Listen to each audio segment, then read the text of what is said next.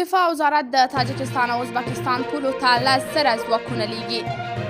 د راپورونو پر اساس چې د طالبانو حکومت د هیواد شمال ته د تاجکستان او ازبکستان پولو ته 10,000 وسلوال ځواکونه لیږي. د روسیې د انټر فاکس خبري اژانس د راپور له مخې د طالبانو د اسلامي امارت لوی درستیز قاری فتح الدین فطرت نن دوشنبې وویل چې 10,000 ځواکونه به هغو ولایتونو ته ولیږي چې له تاجکستان او ازبکستان سره پوله لري.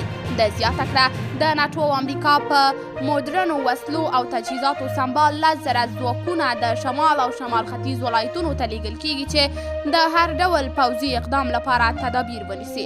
قاری فتح الدین دا هم وویل چې په لنډ ممکن وخت کې به جنګي الوتکې هم د دفاعي ځواکونو د ملاتړ لپاره چمتو شي. د افغانستان بلخ ولایت له ازبکستان سره پوله لري او له تاجکستان سره بیا بدخشان، تخار او کندوز ولایتونه پوله لري. طالب چارواکي اندېښنه لري چې ممکن د دولت وسلوال مخالفان چې ځان د ملي مقاومت جبهه بولي او ډېری غړي یې په تاجکستان کې دېره شوي د هوا له تودېدو وروسته په بدخشان، تخار او کندوز ولایتونو کې حملې پیل کړي.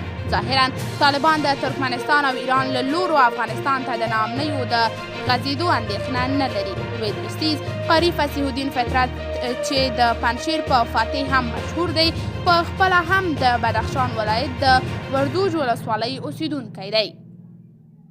قدرمنو لیدونکو، تاسې د دې موضوع په هکله څه نظر لرئ؟ خپل نظریات را سره په کمنټ کې شریک، ویډیو لایک او چینل سبسکرایب کړئ.